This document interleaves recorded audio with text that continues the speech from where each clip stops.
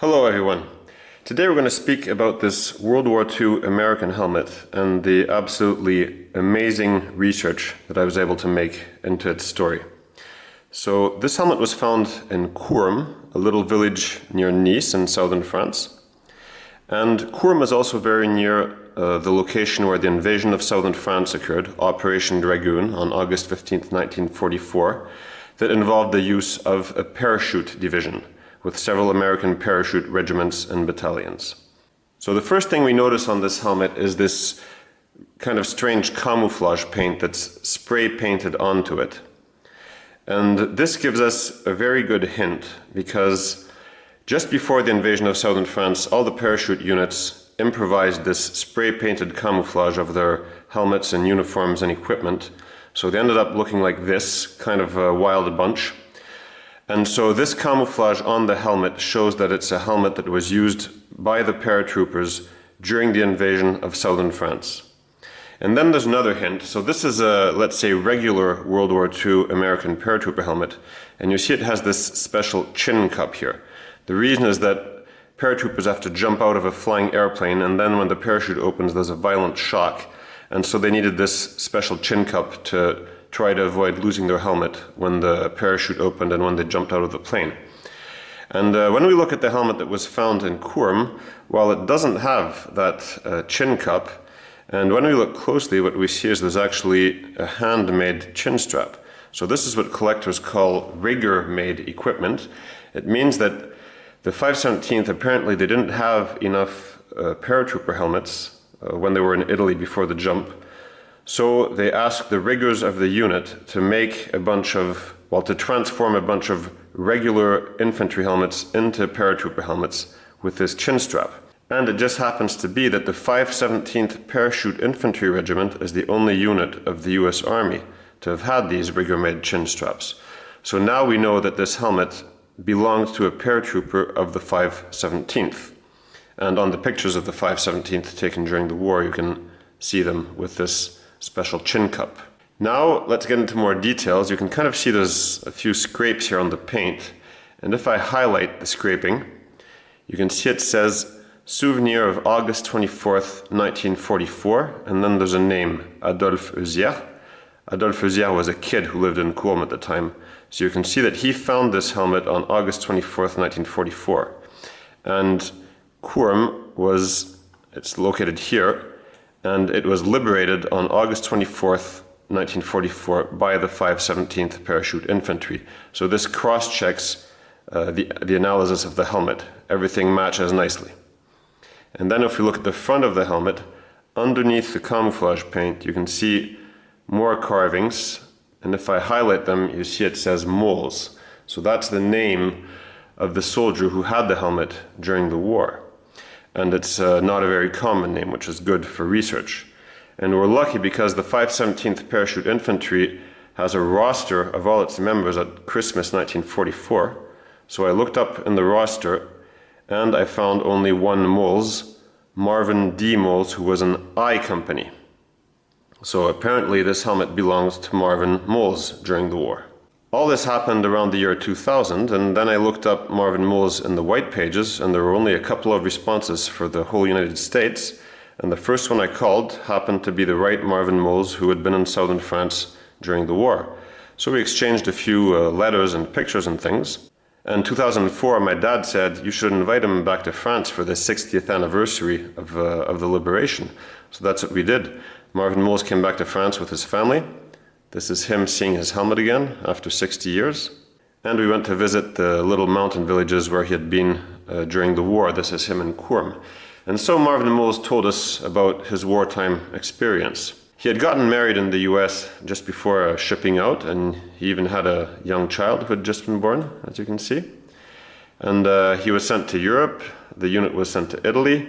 And then August 15th, 1944, they made a nighttime parachute jump into southern France. And Marvin Moles, like a lot of other people, was dropped way off the drop zones. He landed in Montereau, which is about 30 kilometers away from the intended drop zone. And there weren't many Germans there, so nothing much happened for a few days. And then the rest of the unit came along, and Marvin Moles rejoined them.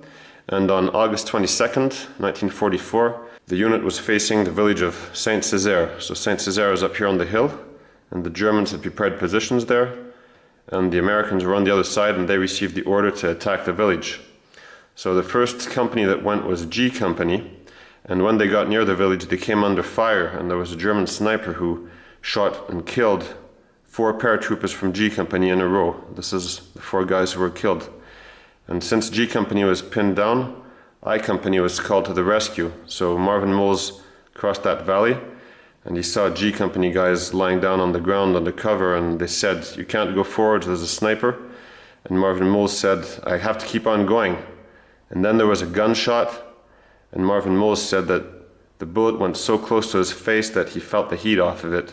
But as he told me, apparently the good Lord did not intend for him to die that day, and he wasn't wounded, even though the bullet went very close to him. So I Company was also pinned down, and one of Moles' friends, his sergeant, Frank Dallas, he managed to climb up a cliff and get behind the Germans without them noticing it. And then he just mercilessly shot the Germans in the back. He said he shot each one of them twice, once to put him down and once to keep him down. And with that, the German resistance in Saint-Césaire collapsed, and the Germans pulled out, and the village was taken. Frank Dallas got the Silver Star for that action, and the next day, 10 dead Germans were found on the ground where the fighting had occurred. And Frank Dallas, he said that when he was behind the Germans, he came across one guy that was wounded in the stomach by artillery fire, and the German made him understand he wanted a hand grenade to kill himself. So Dallas gave him a stick grenade and walked away to a safe distance, and the German blew himself up and committed suicide. He preferred to do that than die of his wounds. And this is the list of Germans. It's pictures of 2 of them I managed to find. This one here, he was 17 years old. You see Clemens Feldkamp. He was from a family of 8 brothers and sisters, and the 3 elder brothers were drafted into the army during the war, and all 3 of them were killed. He was the youngest of the 3.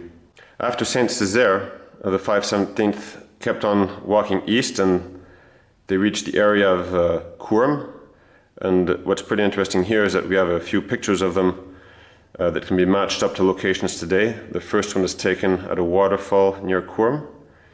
And then the second picture shows the paratroopers near the village. And what's extraordinary with this picture is that Marvin Moles actually recognized himself as the 5th man standing from the left. And it's in Courmes that Marvin Moles got rid of his helmet, presumably because it was on the French Riviera, and it was very hot, and he just threw it away because it was too hot.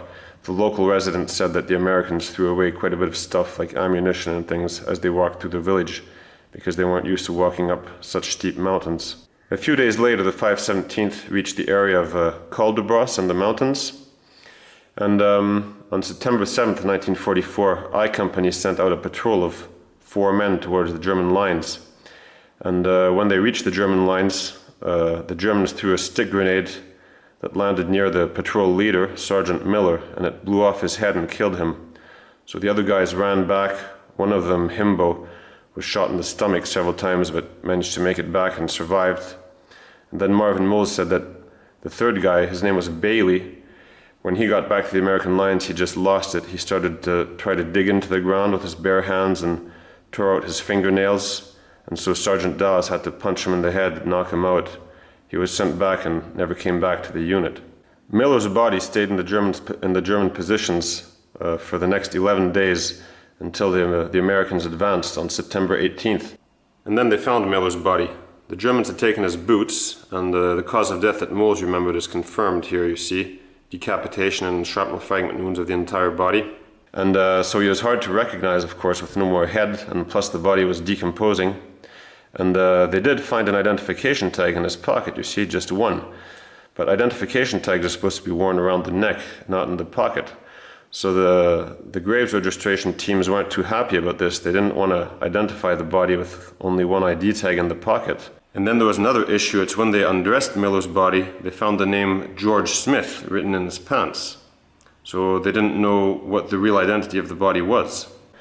So what they did is they pumped fluid into his fingers so that they could take the fingerprints, and they couldn't do it for all the fingers, but they managed to do it for a few of them.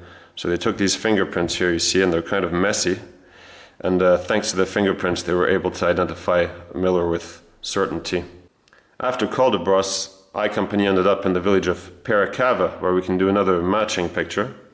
And on this picture, Moles is standing on the left side, and then on the right side there's a guy called Guy Carr. And just a few days after this picture was taken, Guy Carr and Moles were sent on a patrol towards the German lines, and Guy Carr stepped on a mine that blew off his foot. So the Americans were in a German minefield with a wounded soldier. So what happened is Moles first of all put a tourniquet around Guy Carr's leg, and then he volunteered to go through the minefield, you know, on all fours, feeling where the mines were, feeling where there were wires connected to mines, and thanks to him they were able to bring Guy Carr back to safety. So for that first bravery, Marvin Moles received the Silver Star for those actions. After southern France, the 517th was sent to northern France, and they ended up in the Battle of the Ardennes. And in the village of Manhay, on December 27, 1944, Marvin Moles was in a foxhole when an American Lightning aircraft came and dropped a bomb. He was aiming the German positions, but he missed, and the bomb landed on the American lines. The guy beside Moles, called Cleo Broning, was killed, and Moles was wounded. The guys from his company found his helmet that had shrapnel holes in it, and they found his coat, his greatcoat, blown into a tree full of holes, so they thought Moles was dead, and they reported him missing in action. Actually, Moles was in the hospital, and he had had time to write a letter to his wife saying he was wounded. And the wife received the letter, and just the next day she received a telegram from the army saying Moles was missing in action. So luckily, because she had received the letter just before, she wasn't too worried. By the time Moles was out of the hospital, the war in Europe was winding down. Moles did volunteer to go and fight in Japan, but then Japan surrendered as well, so Moles went back to Virginia. These are the medals he got during the war, so the Silver Star for his actions in southern France, the Purple Heart for being wounded in the Ardennes. And what he said is that he had way more medals than he deserved, but the one thing he was proud of was these little pins here that he got for giving 5 gallons of blood after the war. I consider myself very lucky to have known Marvin Moles. He was a very friendly guy and a very generous person, and I thank him for having thrown away his helmet in southern France so that I could find it. And I thank him for participating in the liberation of Europe. And I thank him for just being a cool guy. After the war, Moles had 10 children, and he passed away peacefully in 2012 at the age of 90. Marvin Moles' story and the story of lots of other veterans of southern France is documented in my book called Autopsy of a Battle. You can find it on the internet. And if ever you need help for research, you can always feel free to contact me at this email address. I hope this was interesting, and have a nice day.